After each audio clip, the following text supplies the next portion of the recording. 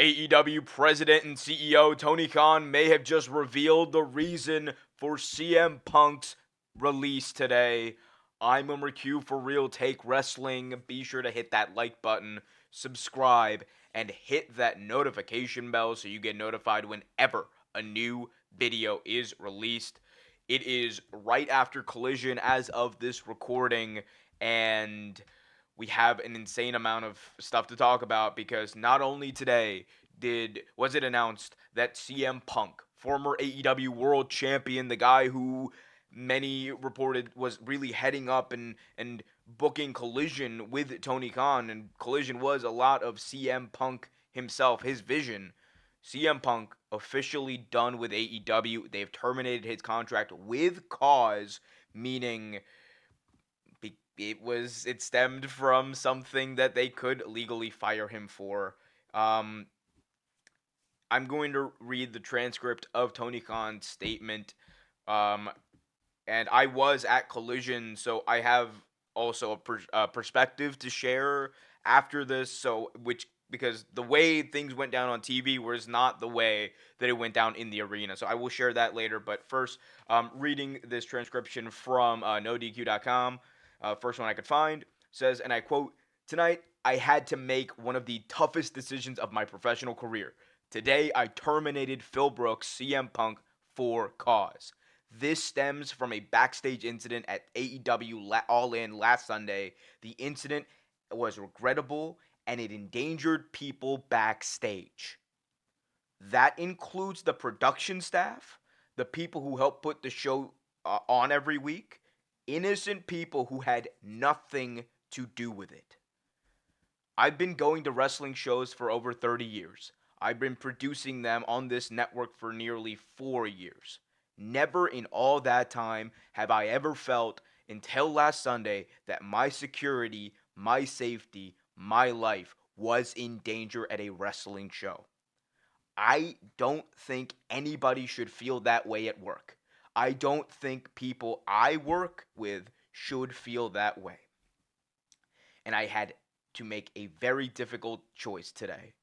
It came at the recommendation of a discipline committee here in AEW, as well as outside legal counsel, who delivered a unanimous recommendation, and I have followed up on that recommendation. I'm sorry to all the fans who are upset by this.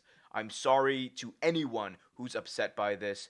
Despite that, we're going to have a great show tonight at Collision, and we're going to have a great AEW All Out pay-per-view tomorrow here in Chicago. Last weekend was the greatest weekend in AEW history. This is the greatest week in AEW history. We're going to continue the great momentum here tonight on Collision and tomorrow at All Out.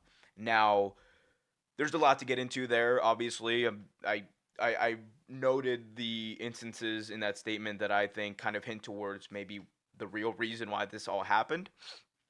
I will say this. We did not see Tony Khan's pre-recorded statement or pre-recorded message that was seen on air at the top of Collision. We, in the arena in Chicago, did not see that. However, Tony Khan did, in fact, come out before the show started, well before the show started, like about 10 or 15 minutes before. And he came out, sat down, and spoke to the crowd in attendance. And he basically said the same thing that he said in the pre-recorded statement that aired on TV. But I think there were two things here. Number one, you could tell immediately he was very emotional. He wanted to, I think it was in part because he wanted to address the crowd first. He wanted to address Chicago first. He wanted to make sure that the people in the arena, knowing that Tony Khan was backstage, heard it from him first. And I think because of that and because of the honesty that the emotion that Tony showed, there were people I was sitting even next to, who started off booing him when he came out, who respected his willingness to come forward in front of them and explain himself. Whether or not they might agreed with him didn't matter. Of course, there were still people who were chanting CM Punk. Also, the crowd, by the way, in Collision tonight, as someone who's there, they were not at all like taking over the show. Like there were barely any CM Punk chants. And every time there was, like there were more CM Punk chants before the show started than at any point in the show. Anytime there were a large amount of people who were booing because they were trying to drown out the Punk chant. So like I think in a weird way, even in Chicago, of course, they're still all out tomorrow, so I could be proven wrong here. But even in Chicago, at least on Collision, there were a lot of people who just are done with it. The other thing about the Tony promo that he cut in the arena was the way it came off in the arena was weird because there were a lot of people who thought maybe like maybe like this is a work the way Tony Khan was speaking, but I mean it was obvious to me at least that that wasn't the case. As far as the statement goes, the words that stick with me most are when he said that the incident was regrettable and it endangered people backstage. That includes the production staff, people who helped put on the show every week, and innocent people who had nothing to do with it. I've been going to wrestling shows for 30 years. I've been producing them on this network for 4 years. Never in all that time have I ever felt until last Sunday that my security, safety, and my life was in danger at a wrestling show. We had heard reports from Fightful, from Wrestling Observer there that it was reported that apparently Punk at one point lunged at Tony Khan. It was this was not in any of the Punk side of things that were reported by many outlets.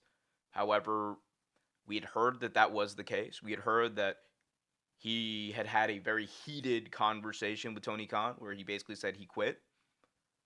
The part that we hadn't heard, or the part that, was not reported up until then, was anything to do with production staff or people outside of the wrestlers who were involved and Tony Khan himself. At no point had we been heard about reports from production staff or whatever. But what the implication here is that whatever happened last Sunday, that in that altercation, it not only did Tony feel like it endangered staff, it endangered him directly, his safety. And the safety of his staff, who he, being there, being the boss, being as involved as he is responsible for. And I've said this before, I will say it again. At any other company, any other industry, when you have one fight at work, you are done. They fire you with cause. CM Punk had already had a fight before. He had had some exchanges. He had been reportedly saying that, he was said to Ryan Nemeth, apparently, according to that Fightful Select report, that if he wants to take it outside, he can take it outside. Something along those lines, if I'm not mistaken. You cannot have a locker room. You cannot have a place of work where that is the norm. Point blank. And we can sit here and talk about how Jack Perry should not have said what he said on TV. And you're valid in that. But it's not just about that. It is about making sure that you, as a boss in Tony Khan, do what you have to do to protect the people that work there so they aren't scared, so they're not endangered, and so that you don't have someone who is as willing, reportedly, as willing to fight people as Punk reportedly was. This statement is damning. The fact that Tony Khan not only said it to the live crowd in Chicago, but said it on TV, it clears some things up, to say the least. That's my take. I want to hear from you guys. What do you guys think about this whole situation? Very messy. Let me know in the comment section below. Be sure to hit that like button, subscribe, and hit that notification bell so you get notified whenever a new video is released.